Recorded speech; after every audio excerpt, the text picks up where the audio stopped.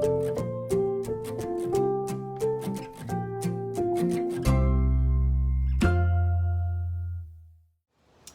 everybody, my name is Jim and this is the Lake Effect Gardener.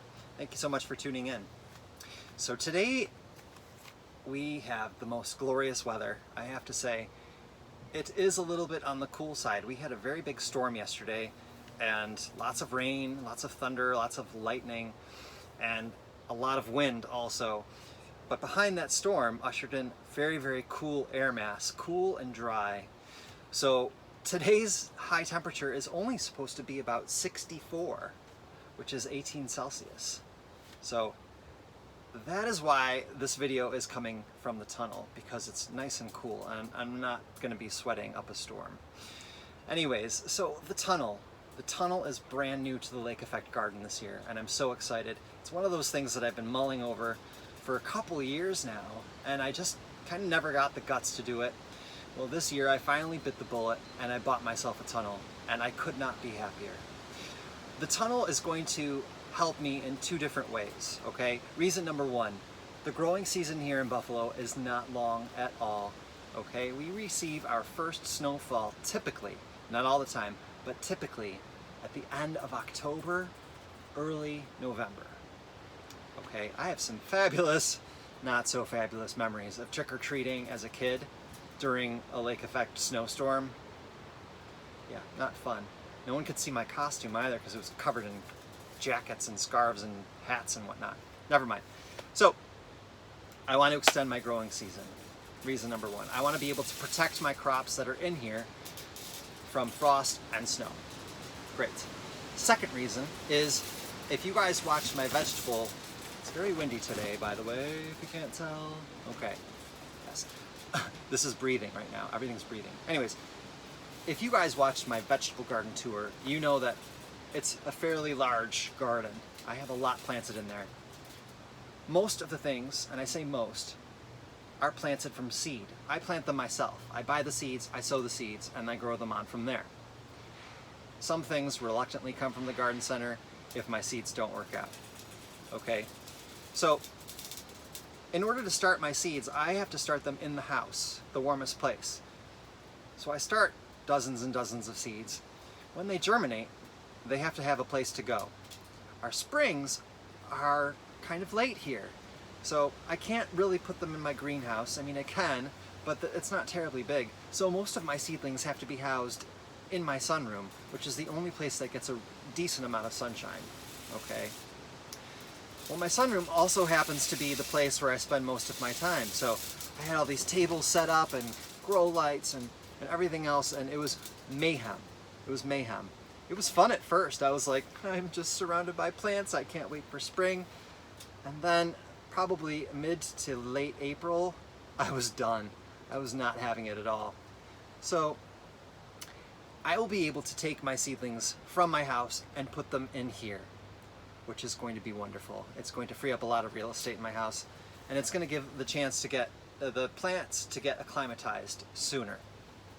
So those are the two reasons, major reasons, why I purchased this polytunnel.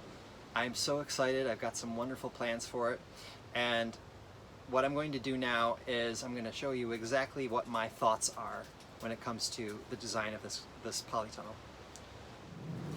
Alright, so I've moved the camera over just the slightest bit so that you guys can see what's going on over here. I do want to preface this by saying it's becoming really gusty in here, so you know the tunnel is going to be breathing a little bit, and there's someone who's really, really happy a couple doors down with a chainsaw right now, so I apologize for any sound you might hear. Anyhow, so over here I've got these Costco tables that I purchased a while ago because I do a lot of entertaining. But you know what? They made the perfect staging, temporarily at least, for this tunnel. So I had brought all of my seedlings out, finally evicted what was in my house, which was a very happy day, I'm not gonna lie. These are gonna go bye-bye, okay? I'm gonna take these out. In its place, I'm going to be building raised beds in a horseshoe style. So it's gonna come down this way, it's gonna go along the back, and by the way, I don't have a door on the other end of this tunnel, so it's just a blank wall.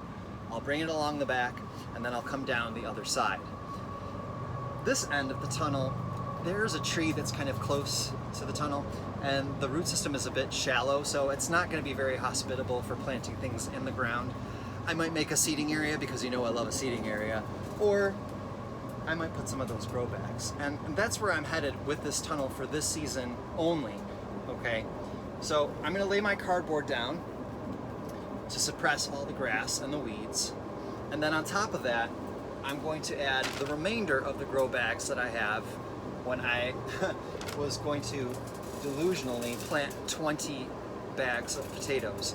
And if you guys watched my veg garden video, my tour, you know that I purchased a whole lot of grow bags for a whole lot of potatoes. Well, the potatoes never came. So I ended up only using 3 and then giving 1 to my dad. So I have about 16 grow bags. So, hey, you know what? They're gonna come in handy in here. I'm really pleased. So I'll put the grow bags on top. It's gonna keep the cardboard down, which I'm really happy about. And then I'll be able to grow. I'm really pleased about that. So this is definitely a transition year. Next year, I will use the grow bags out in the garden again. Hopefully, I'm gonna order my potatoes really, really early. And then I will add my compost in here to make a nice, tall, raised bed. If you guys remember, my backyard is a soupy mess, especially in the early spring. So raised beds are really my only option. Otherwise, everything is gonna kind of get all claggy and waterlogged, and my plants would essentially drown. So that's where I'm headed. So what I'm gonna do now is I'm gonna get rid of all of this stuff, okay? And then I'm gonna lay my cardboard and hopefully bring this to some semblance of order.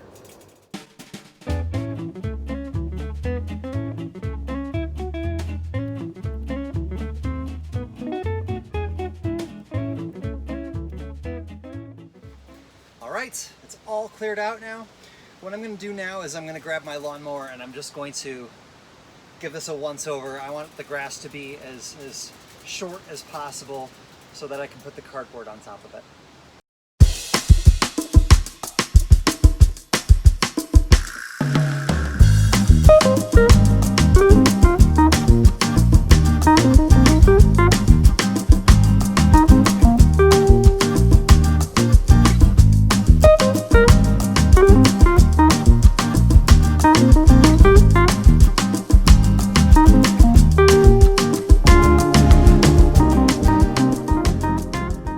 Okay, the grass is pretty close to the ground now.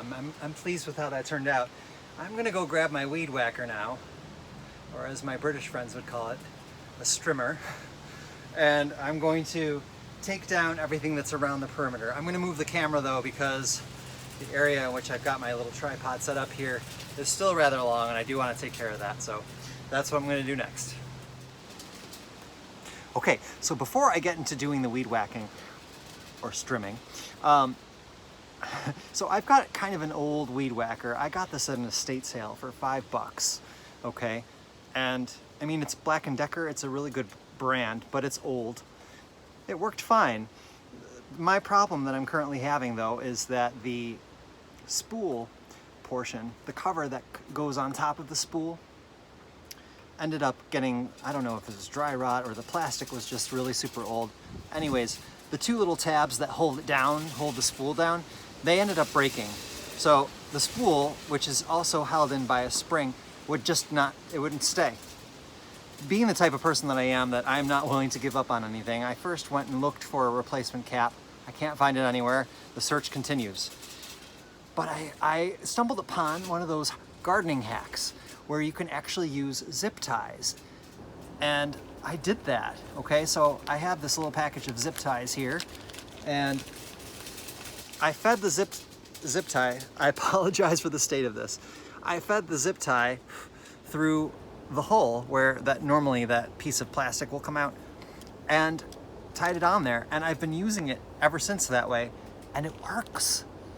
It works. So if you're ever in a situation where you have a perfectly good strimmer and some of the components don't work and that spool is not working for you, take the spool out and put yourself a nice little zip tie on. The ones that I have are kind of small and flimsy and they have a tendency to break, but I don't care. I mean, it cost maybe like $1 or $2 for that package of zip ties, much cheaper than getting a whole brand new weed whacker.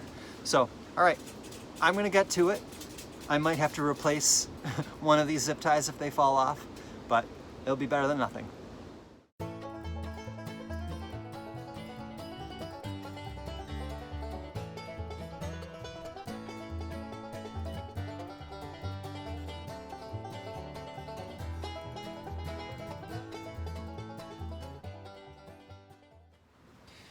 All right, so as you can see, all the edges are nice and clean.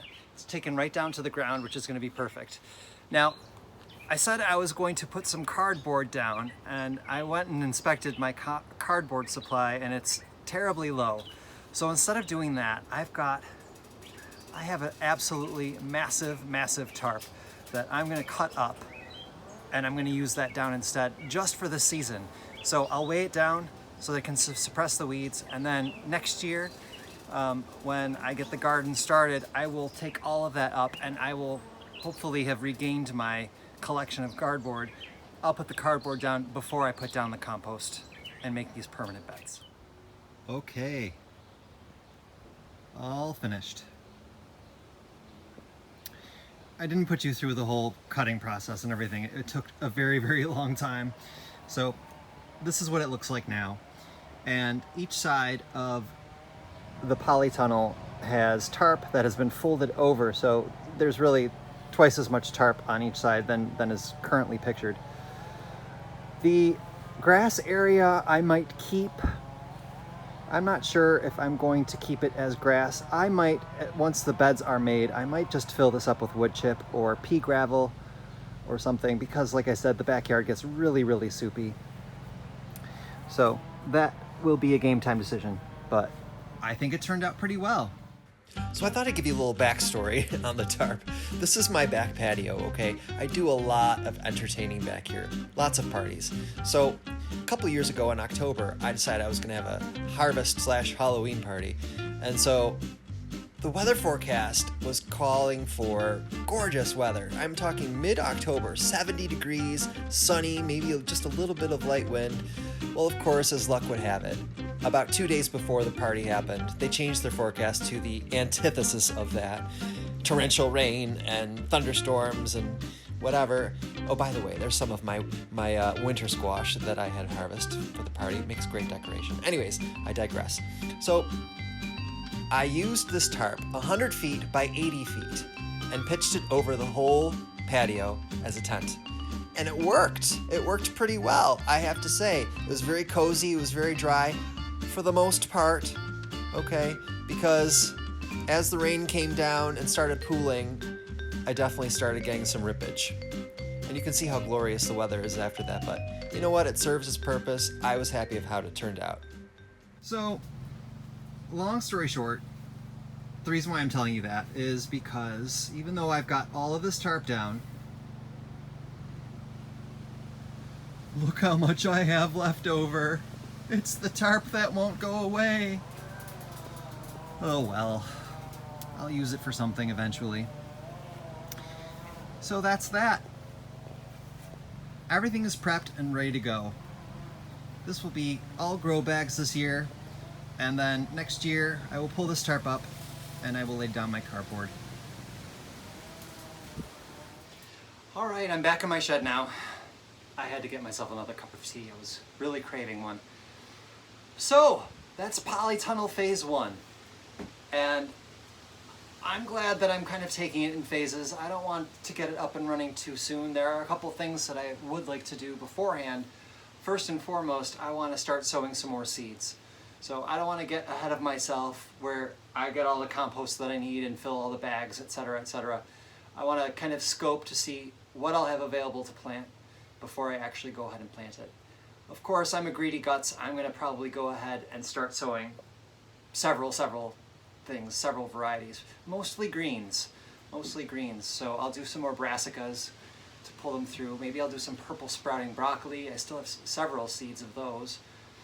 And then another thing that I'm going to be planting in there is going to be, well, I'm not going to tell you because it's going to be part of another video. So anyhow, that's where we are now. I'm just going to sit back and enjoy this breeze and this beautiful, gorgeous weather we're having here in Western New York. And I hope you like the video, and I hope that you are interested in seeing where this polytunnel goes. If you are, go ahead and click the thumbs up button, subscribe, leave comments, little bell icon, all those things. I greatly appreciate it. I would love for you to join our family here. So that's it. Thank you so much, everybody. I appreciate you tuning in, and we will see you next time here at the Lake Effect Garden.